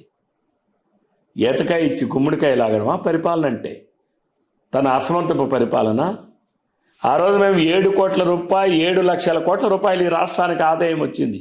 మేము ఈ రాష్ట్ర ఆదాయాన్ని పెంచాం, కానీ జగన్మోహన్ రెడ్డి ఆదాయం పెంచలేదే. పెరిగిన 3 లక్షల కోట్లు కూడా ఏంటి? అధిక ధరలు, అధిక పన్నులు. ఇంటి పన్నులు ఎంత పెంచాడు? మీరు కూడా బహుశా హైదరాబాద్లో ఉంటారో లేకపోతే ఎక్కడ ఉంటారో నాకు తెలియదు. ఇంటి పన్నులు ఎంత పెంచుతున్నారు? ఎంత పెంచారు ఈ రాష్ట్రంలో? ప్రతి ఏడాది 15%. ఈరోజు వెళ్ళి అడగండి ఇంటి పన్నులు ఎంత పెంచారు. చెత్త పన్నులు వేసినటువంటి చెత్త ముఖ్యమంత్రి, చెత్త ప్రభుత్వం ఈ భారతదేశంలో చెత్త మీద ఎక్కడైనా పన్ను వేస్తారా? మున్సిపాలిటీకి ఎందుకండి మనం పన్నులు చెల్లిస్తున్నాం? చెత్త ఎత్తాల్సిన సర్వీసెస్ ఎవరి వాళ్ళు? మున్సిపాలిటీది కాదా? దాని మీద చెత్త పన్ను వేస్తాడా ఈ చెత్త ముఖ్యమంత్రి? పోనీ అదేమైనా డబ్బులు చెత్త ఎత్తడానికి ఇస్తున్నాడా అంటే అది జగన్మోహన్ రెడ్డి ఖాతాలోకి పోతా ఉంది. అందుకని ఏంటంటే ఇటువంటి ముఖ్యమంత్రి, ఇటువంటి చెత్త పరిపాలన, రాష్ట్ర ప్రజలకి పన్నులు అధికం, ధరలు అధికం. ఈరోజు పేదవాడు ఇంకా పేదవాడైపోయాడు, మధ్యతరగతి వాడు మధ్యతరగతి అయిపోయాడు. జగన్మోహన్ రెడ్డి ఎప్పుడైనా మద్యం సేల్స్ కానీ ఈ నెల పడిపోయిందనంటే వెంటనే నేను నొక్కుతున్నా అంటాడు. ఎందుకంటే మద్యం సేల్స్ మళ్ళీ వెంటనే పెరుగుతాయి. దానికి లెక్కలు లేవుగా. ఇప్పుడు నేను అడుగుతాను మీ మీడియా వాళ్ళకి, మీ దగ్గరైనా లెక్కలు ఉన్నాయా? ఈ రాష్ట్రంలో బాట్లింగ్ కంపెనీస్ నుంచి ఎంత ప్రోడక్ట్ తయారైంది, ఏ ప్రోడక్ట్ ఎంత ప్రోడక్ట్ ఎక్కడికి ట్రాన్స్పోర్ట్ అయింది, ఏ రోజుకి ఏ షాపులో ఎంత సేల్ అయింది, ఎంత ఆదాయం ప్రభుత్వానికి వచ్చింది, ఎవరి దగ్గర లెక్కలు ఉన్నాయా? మా పక్కన పెట్టండి, మేము ప్రతిపక్షంలో ఉన్నాం. మీడియా మీ దగ్గరైనా ఉండాలి కదా, ఉన్నాయా? ఇసుక మీ దగ్గర లెక్కలు ఉన్నాయా? ఎవరి దగ్గరైనా? అంటే సహజ వనరులు దోపిడీ చేయడమా పరిపాలన అంటే? బాధ కలుగుతా ఉంది. ఏమిటి రాష్ట్రం, అసలు ఏమైంది ఈ రాష్ట్రానికి అనే బాధ కలుగుతా ఉంది. మేము రాజకీయాల్లోకి వచ్చింది ఇటువంటి దానికోసం కాదు, ఇలాంటివి చూస్తామని కూడా అనుకోలేదు. ఏదో ప్రజలకి, రాష్ట్రానికి, రాష్ట్ర భవిష్యత్తుకి, రాష్ట్రంలో ఉన్నటువంటి తరతరాలు మారిన భవిష్యత్తు, మంచి భవిష్యత్తు కలిగా ఉండాలి, అటువంటి రాజకీయ వ్యవస్థలు ఉండాలనుకున్నాం. కానీ ఇంతటి నీతిమాలిన రాజకీయ వ్యవస్థలు ఉండాలని అనుకోవడం లేదు. దౌర్భాగ్యం, మా దౌర్భాగ్యం అది. కమింగ్ టు మీ నియోజకవర్గాన్ని చూసుకుంటే 2014లో మీరు గెలిచారు, అప్పుడు అధికారంలో మీరే ఉన్నారు. 2019లో మీరు ఓడిపోయారు, అధికారాన్ని కోల్పోయారు. మరి ఇది రవికుమార్ గారి లక్లా చూడొచ్చా, లేకపోతే ప్రజా తీర్పులా చూడొచ్చా? అంటే ఇందాక నేను ఒకటి చెప్పాను, ఒక మంచిని తెలుసుకోవడానికి సమయం ఎక్కువ టైం పడుతుంది. చెడు కావచ్చు, అబద్ధం కావచ్చు, చాలా తొందరగా రీచ్ అవుతుంది. నేను నిన్న నా ఓటమి, 2019లో నా ఓటమి రాంగ్ క్రాస్ ఓటింగ్ వల్ల నేను ఓడిపోయాను. అంటే రాంగ్ క్రాస్ ఓటింగ్ అంటే మా నియోజకవర్గంలో మా సామాజిక వర్గం ఓటర్లు ఎక్కువ, కాస్త క్రియాశీలకంగా ప్రభావితంగా ఉంటారు. కాస్త పట్టణానికి దగ్గరగా ఉన్నాం, హెడ్ క్వార్టర్స్ దగ్గరగా ఉన్నాం కాబట్టి ఈ ఎంప్లాయీస్ కావచ్చు, ఉద్యోగస్తులు కావచ్చు, నిరుద్యోగులు కావచ్చు, చదువుకునే యువతరం కావచ్చు, లేకపోతే అన్ఎంప్లాయ్ రిటైర్డ్ పీపుల్ కావచ్చు. ఇక్కడ పార్లమెంట్ సభ్యుడిగా తెలుగుదేశం పార్టీ నుంచి మా కింజరాపు రామ్మోహన్ నాయుడు గారు, అవతల వైసీపీ పార్టీ నుంచి దువ్వాడ శ్రీనివాస్ గారు పోటీ చేయడం, ఆయన కాళింగ సామాజిక వర్గానికి చెందిన వ్యక్తి అవడం, దాంతో మా నియోజకవర్గంలో కొంత మౌత్ టు మౌత్ ప్రచారం, రవికుమార్కి ఒక ఓటేయండి, దువ్వాడ శ్రీనికి ఒక ఓటేయండి. మీరున్నారు, మీరు చెప్పారు మీ అమ్మ నాన్నకి మీ ఇంట్లో వాళ్ళకి రవికుమార్ గారికి ఒకటి వేయండి, దువ్వాడ సీన్కి ఒకటి వేయండి అని. కానీ మీ అమ్మగారికో మీ నాన్నగారికో పోలింగ్ బూత్లోకి వెళ్ళిన తర్వాత ఏది ఎంపీ ఓటు ఏది ఎమ్మెల్యే ఓటు అని తెలిసి ఓటేసే వాళ్ళు ఎంతమంది ఉన్నారు? ఈరోజు కూడా 100కి 65-70% మందికి ఏ ఓటు ఏది వేస్తున్నామని తెలియదు. 2 ఓట్లు ఒకే పార్టీకి ఓటేస్తామనేవాడు తెలుసుకోవాలని ఆలోచన చేయడు, అంతే కదండి. ఏదైనా 2 ఓట్లు వేయాలనుకున్నవాడికి ఆలోచన ఉంటుంది, కానీ ఏ ఓటు ఏదనేది అడిగి తెలియదు. వాళ్ళు మొదటి ఓటు ఎమ్మెల్యేది అనుకుంటున్నారు, వెళ్ళి ఎమ్మెల్యేది అనుకుని వెళ్ళి ఎంపీ గారికి వేశారు. రెండో ఓటు ఎంపీది అనుకున్నారు, అది ఎమ్మెల్యేకి పడింది. ఎవరికి? వైసీపీకి వేస్తున్న ఎంపీ, అది ఎంపీకి వేస్తున్నాం అనుకున్నారు, కానీ అది ఎమ్మెల్యేకి పడింది. ఎందుకంటే ఎప్పుడు ఎన్నికలు జరిగినా పార్లమెంటు అసెంబ్లీ ఎన్నికలు జరిగేటప్పుడు మొట్టమొదటి ఓటు పార్లమెంట్కి ఇస్తారు, రెండవ ఓటు అసెంబ్లీకి ఇస్తారు. అలాగే సపోజ్ గ్రామ పంచాయతీ వార్డు నెంబర్ ఎన్నికలు జరిగినప్పుడు కూడా మొదటి ఓటు సర్పంచ్ది ఇస్తారు, రెండవ ఓటు వార్డు నెంబర్ది ఇస్తారు.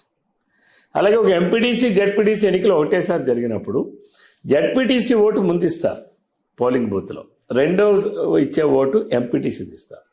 అంటే ఒక రెండింటికి ఎన్నికలు జరిగినప్పుడు ఒకటేసారి అందులో హయ్యెస్ట్ది ఏది ఉందో అది ముందు ఇస్తారు ఓటు, నెక్స్ట్ లోయెస్ట్ ఇస్తారు. అంటే ఇప్పుడు మీ ఓటమికి మీరు చెప్పింది ఒక రీజన్ అయ్యి ఉండొచ్చు, బట్ ఒక నా కాయిన్కి బొమ్మ బొరుసు ఎలా ఉంటుందో ఇంకొక రీజన్ కూడా మా వరకు, అంటే మేము కూడా చాలా సందర్భాల్లో విన్నాము. శ్రీకాకుళం అనగానే టీడీపీకి సంబంధించిన ఒక అంశం తీసుకున్నట్టయితే డెఫినెట్గా ఫైర్ బ్రాండ్ అనగానే ముందుగా వినిపించే పేరు రవికుమార్ గారి పేరే. సో ఇలాంటి ఒక రవికుమార్ని ఆల్రెడీ 2014లో గెలిపించాం, మంచి పొజిషన్కి వెళ్ళిపోయారు. ఇప్పుడు 2019లో కూడా గెలిపిస్తే మీ పార్టీలో ఉన్న కొంతమంది వ్యక్తులు వద్దు కావాలనే ఓడిచ్చేస్తే అయిపోతుంది, ఎందుకంటే ఇంకా పైకి వెళ్ళిపోతారేమో ఈసారి అన్న ఒక ఇదితోని వర్గ పోర్ల వల్లే కేవలం మీరు ఓడిపోయారు అనే ఒక అంశం కూడా వినిపించింది. సో ఇది అంటే ఇది ట్రాష్, ఇది నా నియోజకవర్గంలో ఎటువంటి వర్గ పోరు లేదు. అక్కడ నా నియోజకవర్గంలో ఎటువంటి వర్గ పోరు కూడా లేదు. ఇంకోటి కూడా మీకు తెలుసో లేదు, నేను చాలా ఈజీ గోయింగ్ పర్సన్.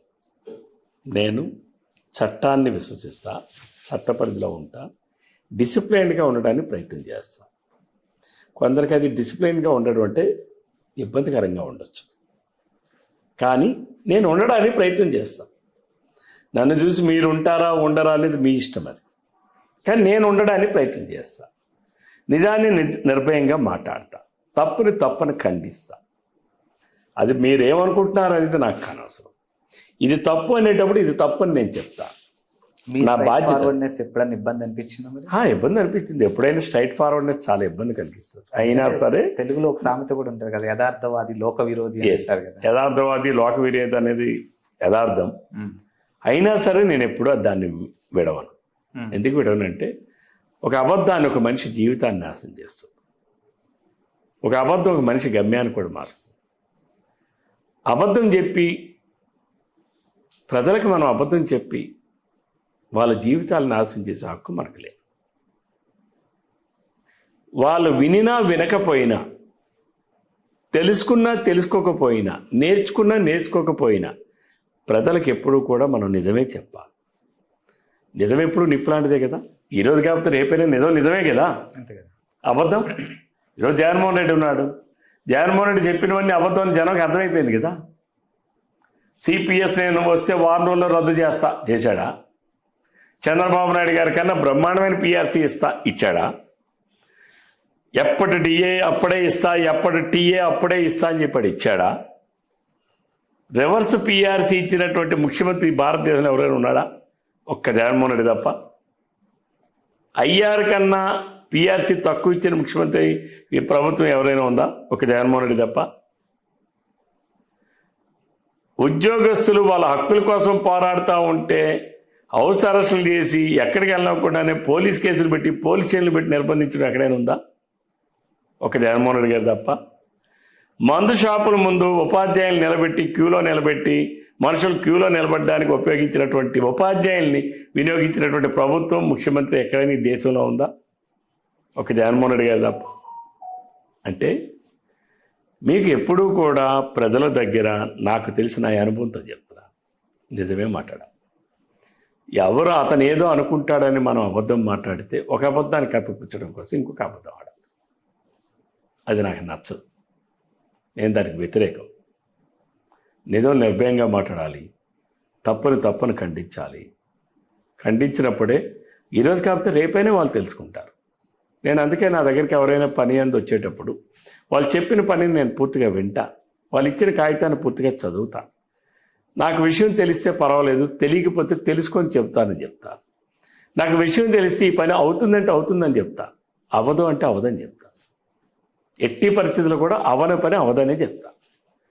అవుతుందని పని కొన్ని పనులు నా వల్ల అవ్వచ్చు, కొన్ని పనులు నా వల్ల కూడా కాలేకపోవచ్చు, ఇంకొకరి వల్ల ఎవరినైనా అవ్వచ్చు. కానీ అవడానికి స్కోప్ ఉంది. కొన్ని పనులు అవ్వవు. ఎందుకు అవ్వవు? చట్ట పరిధిలో ప్రభుత్వ నిబంధనల ప్రకారం, నియమాల ప్రకారం, రూల్స్ ప్రకారం కొన్ని పనులు కావు. సపోజ్ ఫర్ ఎగ్జాంపుల్ ఎవరో కంపాషనేట్ అపాయింట్మెంట్ ఉంటుంది. కంపాషనేట్ ఒక ప్రభుత్వ ఉద్యోగి చనిపోతే కంపాషనేట్ అపాయింట్మెంటు 18 years దాటితే వాడికి ఉద్యోగం ఇవ్వచ్చు. కానీ కండిషన్ మీద కూడా ఇవ్వచ్చు. 16 సంవత్సరాలు వాడు, అదేంటి, ఆ ఉద్యోగి ప్రభుత్వ ఉద్యోగి చనిపోయిన నాటికి ఆయన వారసులు 16 సంవత్సరాలు దాటి ఉండాలి. ఒకవేళ 15 సంవత్సరాల 364 రోజులైనా ఒక్కరోజే కదా గ్యాప్ ఉందని అనుకున్నా వాడికి కంపాషనేట్ అపాయింట్మెంటు ఇవ్వరు. కొంతమంది ఎవరు రాసుకోవాలో వస్తారు. ఈ విషయం తెలిసిన నేను వాడు చెప్తాను, ఒరే బాబు నీకు ఒక రోజు తక్కువ ఉంది, నీకు మరి రాదురా అని. తెలియని పొలిటీషియన్ ఏం చెప్తాడంటే కాగితాలు ఎడతా ఉంటాడు, ఇది తిప్పుతా ఉంటాడు. ఎన్నాళ్ళైనది అవుతుందా? అవదు కదా. అవన పని అవదనే చెప్పాలి, అవుతుందన్న పని అవుతుందనే చెప్పాలి. అది అలా చెప్పాలి అని అంటే దాని మీద పూర్తి అవగాహన మనకు ఉండాలి. అది మనం చెప్పాలి అనుకుంటే, అవగాహన రావాలంటే చట్టాల మీద, రూల్స్ మీద ఎప్పటికప్పుడు మనం అప్డేటెడ్గా ఉండాలి. ఇది నేను అలా ఉండడానికి ప్రయత్నం చేస్తాను. పూర్తిగా నాకు అన్నీ చదువుకున్నా తెలుసని నేనైతే అంటంలా, బట్ ఐఎమ్ ట్రైయింగ్. తెలియని విషయాన్ని తెలుసుకోవడానికి ప్రయత్నం చేస్తాను. Coming to your personal life, ఎలాగో ఒక వర్గం టాపిక్ వచ్చింది కాబట్టి అవుట్ ఆఫ్ సిలబస్ క్వశ్చన్, మీకు తమ్మినేని గారికి రాజకీయాలని పక్కన పెడితే రిలేషన్ ఎలా ఉంటుంది అసలు? అంటే 2008 ఎప్పుడో ఆగస్టు నెలలోనే ఎప్పుడు అనుకుంటాను ఆయన ప్రజారాజ్యంగా ఎంటర్ అయ్యాడు. అంతవరకు బంధం కానీ బంధుత్వం కానీ సాఫీగానే ఉండేది. 2008 ప్రజారాజ్యంలోకి ఆయన అడుగుపెట్టిన తర్వాత ఆ ప్రక్రియలో, ఆ విధానంలో మేము డిఫర్ అయ్యాం. కుటుంబ సభ్యులు డిఫర్ అయ్యాం. ఆయన తోడబుట్టిన అన్నదమ్ముడు కూడా డిఫర్ అయ్యారు, తమ్మినేని శ్యామలరావు గారు. ఆయన బ్రదర్ అంటే నాకు పెద్ద మావయ్య గారు, ఆయన కూడా డిఫర్ అయ్యారు. అంటే తెలుగుదేశం పార్టీని వీడి వెళ్ళడం అనేది మా కుటుంబంలో మెజారిటీ ఆఫ్ ఫ్యామిలీ మెంబర్స్ మేము దానికి యాక్సెప్ట్ చేయలేదు. నా సిద్ధాంతం, నేను నమ్మిన సిద్ధాంతం ఒకటే, నేను ప్రజలకి సేవ చేయాలి, ప్రజలకి ఒక ఎగ్జాంపులరీ పొలిటీషియన్గా ఉండాలని రాజకీయాల్లోకి వచ్చాను.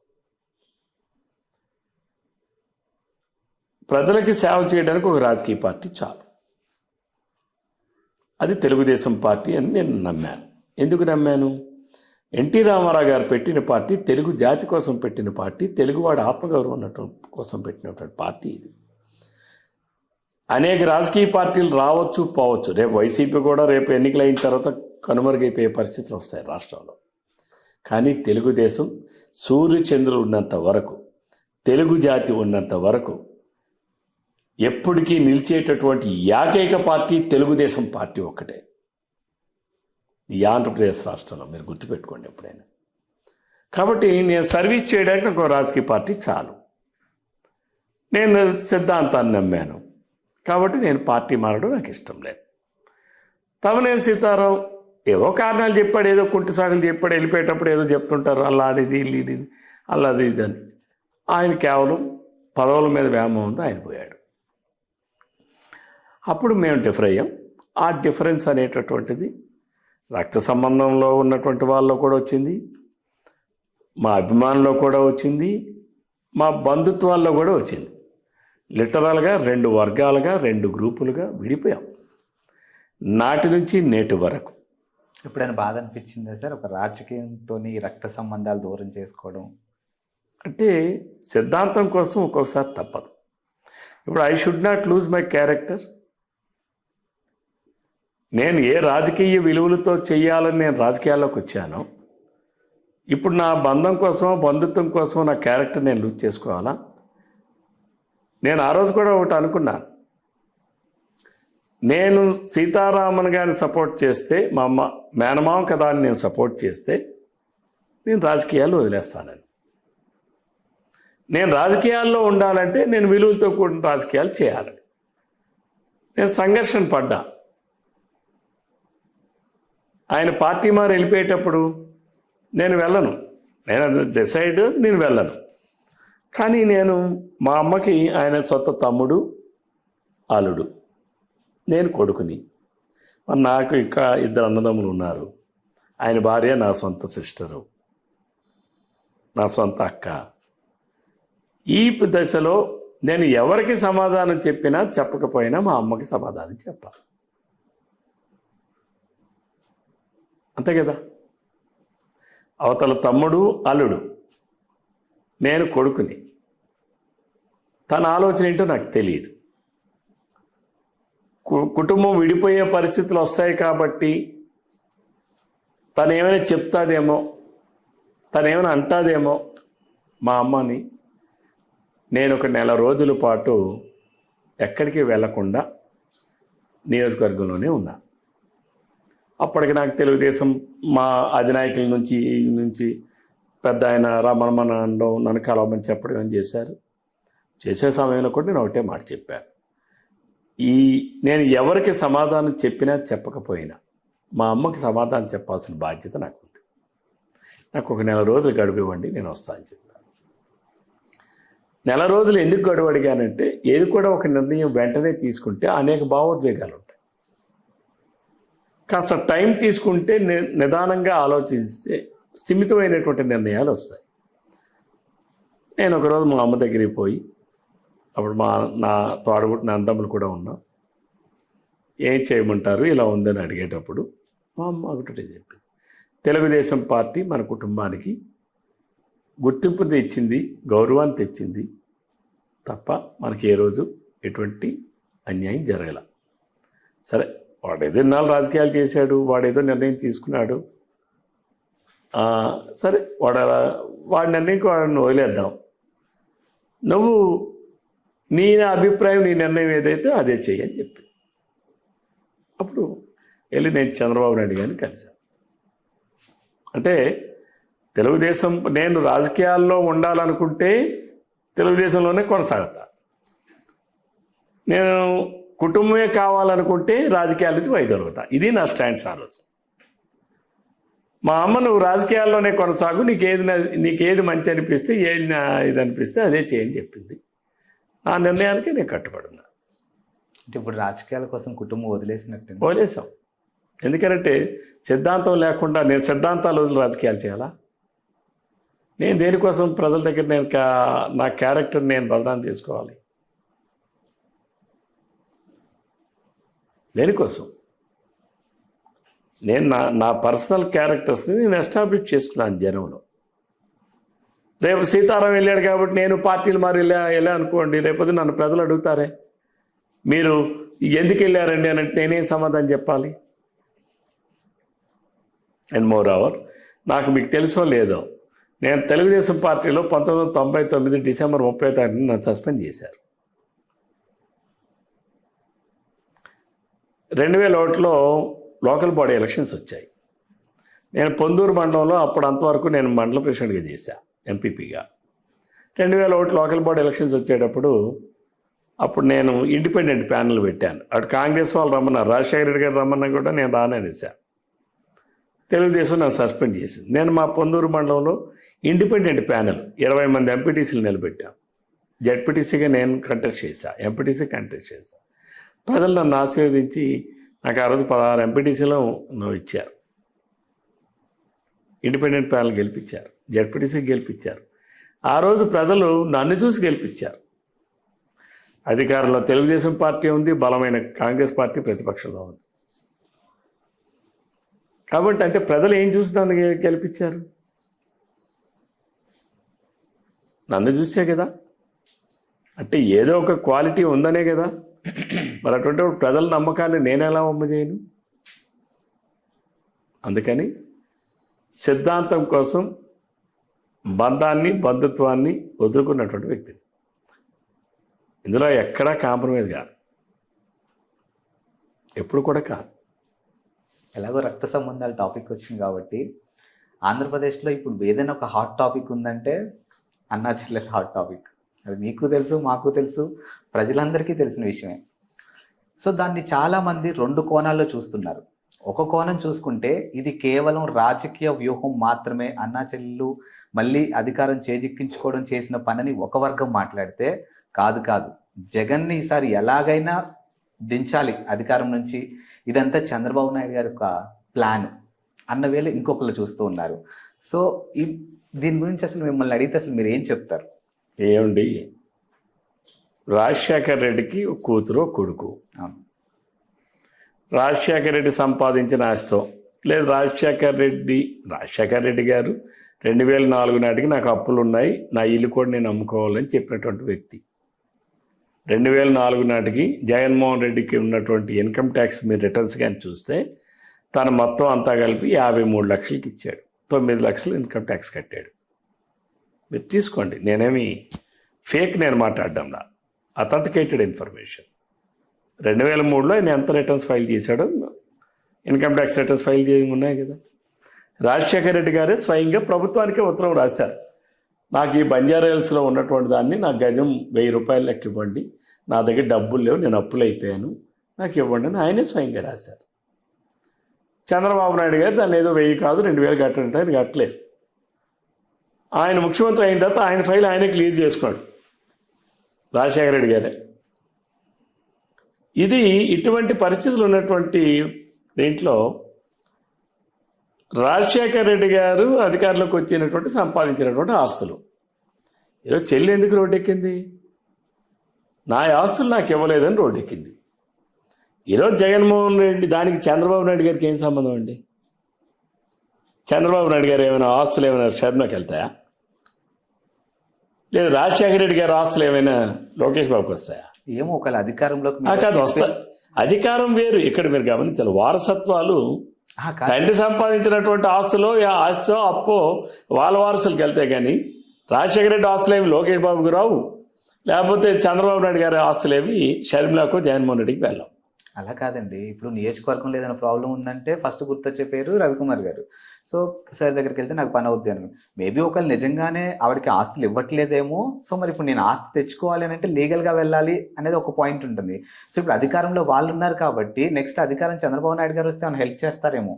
ఇక్కడ హెల్ప్ చేయడానికి టైటిల్స్ ఎవరి పేరు మీద ఉన్నాయి, హక్కులు ఏంటి ఉన్నాయి, ఇవన్నీ వాళ్ళు పెద్ద మనుషుల సమక్షంలో అయినా కూర్చొని తేల్చుకోవాలి, లేదా కోర్టుల న్యాయస్థానాల ద్వారా తేల్చుకోవాల్సిందే. ఇందులో చంద్రబాబు నాయుడు గారో లేకపోతే ఇంకోరో మోడీ గారు ఎవరేం చేసిందే ఉండదు.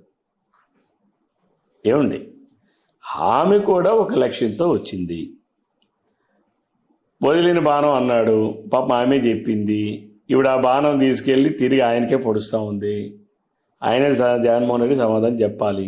జగన్మోహన్ రెడ్డి ఎంతటి నీచుడంటే సొంత చెల్లెలపైన బావమర్ది పైనే తప్పుడు రాతలు సోషల్ మీడియాలో రాయిస్తున్నటువంటి నీచ మనస్తత్వం కలిగినటువంటి వ్యక్తి. ఆయన గురించి మాట్లాడండి. మనిషి రూపంలో ఉన్నటువంటి మృగం, ఆయన గురించి మాట్లాడేటండి ఎవరన్నా అవుతారు? ఆయన చెల్లిని దానికి చంద్రబాబు నాయుడు గారికో తెలుగుదేశం పార్టీకో ఇంకోరికో ఏం సంబంధం అండి? మరి ఆ రోజు తెలుగుదేశం పార్టీ ఉంది కదా, మరి ఆ రోజు మా అన్నోదిలిన బాణం అని చెప్పింది ఆమె కదా. మా అన్నకి ఏమో ఈరోజు ముఖ్యమంత్రి అవడానికి నేను అందులో నా పాత్ర చాలా ఉందని చెబుతుంది కదా ఆమె కూడా ఈరోజుకి, నిన్న కూడా చెప్పింది కదా సభలో. నా తండ్రి ఎప్పుడు కూడా ప్రజల్లో ఉన్నాడు, ప్యాలెస్లో లేడు, నా అన్న ఏమో ఎప్పుడు ప్యాలెస్లోనే ఉంటున్నాడు, అసలు నేను ప్రధాన ముఖ్యమంత్రి కానే కాదని చెప్పి చెల్లే కదా చెప్తుంది. చెల్లి చెప్తుంది కూడా వాస్తవమే కదా. ఉంటే ప్యాలెస్లో ఉంటున్నాడు, లేదా పరదాల మధ్యన ఉంటున్నాడు. జనం మధ్యన ఎక్కడున్నాడు జగన్మోహన్ రెడ్డి? ఉంటే ప్యాలెస్లో ఉన్నాడు, లేదా పరదాల మధ్యన ఉన్నాడు. జనం మధ్యన ఎక్కడున్నాడు చెప్పండి నాకు. కాబట్టి ఇవన్నీ వాస్తవాలే ఆమె మాట్లాడుతుంది కదా. నిజం మాట్లాడితే ఎవరికైనా ఉలికి ఎక్కువ ఉంటుంది. ఈరోజు ఆమె కూడా ఏం చెప్పింది, చెల్లిని బామ్మర్దని కూడా చూడకుండా సోషల్ మీడియాలో అసభ్యకరంగా, అసహ్యంగా, సభ్య సమాజం సిగ్గుపడే విధంగా ఆ సోషల్ మీడియాలో చేయిస్తున్నాడు మా అన్న అని చెప్పింది కదా. చంద్రబాబు నాయుడు గారు చెప్పమంటే చెప్తుందా? అయితే నేను అడుగుతా ఉన్నాను, జగన్మోహన్ రెడ్డి వాళ్ళ చెల్లి మీద వాళ్ళ బావమరిది మీద సోషల్ మీడియాలో ఇన్ని అసభ్యంగా పెట్టిస్తున్నాడు, చంద్రబాబు నాయుడు గారు చెప్తే పెట్టించాడా? కాబట్టి ఇది రక్త సంబంధమైన ఏ సంబంధమైనా డిఫరెన్సెస్ ఎక్కడ వస్తాయంటే సైద్ధాంతికంగా వచ్చేటప్పుడు అది రక్త సంబంధమైన డిఫరెన్సెస్ వస్తాయి. ఇది ఇక్కడ ఏంటంటే సిద్ధాంతపరంగా ఉన్నటువంటి విభేదాలు. ఇది తప్పదు. ఇది ఒక సిద్ధాంతాన్ని నమ్ముకునేటప్పుడు తప్పదు కదా. ఇప్పుడు నక్సలైట్లు ఉన్నారు, వాళ్ళు ఎవరు? మన ఫ్యామిలీ మెంబర్సే కదా. వాళ్ళు ఒక సిద్ధాంతాన్ని నమ్మారు, వాళ్ళందరూ అడవిలోకి పోయారు. మేము డెమోక్రసీని నమ్మాము, ప్రజాక్షేత్రంలో ఉన్నాం. ప్రజాస్వామ్యాన్ని మేము నమ్మాము, మేము ప్రజాక్షేత్రంలో ఉన్నాం. వాళ్ళు ఈ డెమోక్రసీ అనే దానివల్ల ప్రజలకు అంత ఇది కాదు, తుపాకీ ద్వారానే ఇదంతా సెటరేట్ అవుతుందని వాళ్ళు నమ్మారు, వాళ్ళు అడవిలో ఉన్నారు. కాబట్టి ఇందులో సిద్ధాంతపరమైన విభేదం వచ్చేటప్పుడు తప్పనిసరిగా బంధాలు, బంధుత్వాల్లో బ్రేకేజ్ వస్తుంది. ఇది తప్పదు. ఎస్. సో ఫైనల్గా ఇక్కడ మున్సిపల్ ఎలక్షన్స్ ఎందుకు జరగలేదు సార్? శ్రీకాకుళంలో మున్సిపల్ ఎలక్షన్లు జరగకపోవడానికి కారణం ధర్మాప్రసాద్ గారికి ఇష్టం లేదు. ఏంటి రీజన్? రీజనే లేదు, ఎవరు ఇక్కడ ఉండకూడదు. ఎవరో మేయర్ ఉన్నారనుకోండి, మేయర్ ఇంతకుముందు మున్సిపల్ చైర్మన్ వేరు, మేయర్ వేరు. మేయర్కి వచ్చేటప్పటికి ఇంకా ప్రోటోకాల్స్ అవన్నీ వేరు. రెండోది పవర్ ఫ్యాక్టరీ కూడా జనరేట్ అయిపోద్ది. ఎవరికి లేకుండా ఉంటే, ఎవరికి పదవి లేకుండా ఉంటే అందరూ నా చుట్టే తిరుగుతారు కదా అనేది ఆయన వ్యూహం. మేయర్ పోస్ట్కి కార్పొరేషన్లో ఉండేటటువంటి నిధులు లేకపోతే ఇవన్నీ కూడా ఎమ్మెల్యే గారు, ఇప్పుడు ఆయన మంత్రి గారు కాబట్టి ఆయన చెప్పినట్టుగా చేసుకోవచ్చు. ఆ స్వార్థంతోనే ఆయన జరగని పనిని పక్కనున్న పంచాయతీలు అందులో కలపడం, దాన్ని 36 వార్డుల్ని 50 చేయడం, అది అశాస్త్రీయంగా వార్డులు విభజన చేయడం, రిజర్వేషన్లు కూడా ఇప్పుడు ఇన్ని వార్డులు అయితే ఇన్ని రిజర్వేషన్స్ అని ఉంటాయి. ఎస్సీ కింద రావాలి, ఎస్టీ కింద రావాలి, మహిళ కింద రావాలి, లేకపోతే ఓసీ కింద రావాలి, బీసీ కింద రావాలని ఉంటాయి. అది మెయింటైన్ చేయకుండా ఇష్టారీతం చేయించడం, ఇవన్నీ దీనికి సంకేతం. ఎన్నికలు జరగకుండా ఉండాలి. జరగకుండా ఉండాలంటే అటదిట్టంగా చేసి వాడు కోర్టుకు వెళ్తాడు, కోర్టులో ఆ వాయిదాల మధ్యన ఇది నలిగిపోతా ఉంది, ఈరోజు మా పీరియడ్ అయిపోద్ది అనేది ఆయన ఆలోచన. సక్సెస్ అయ్యారు ధర్మప్రసాద్ గారు, అయ్యారు కదా, సక్సెస్ అయ్యారు కదా.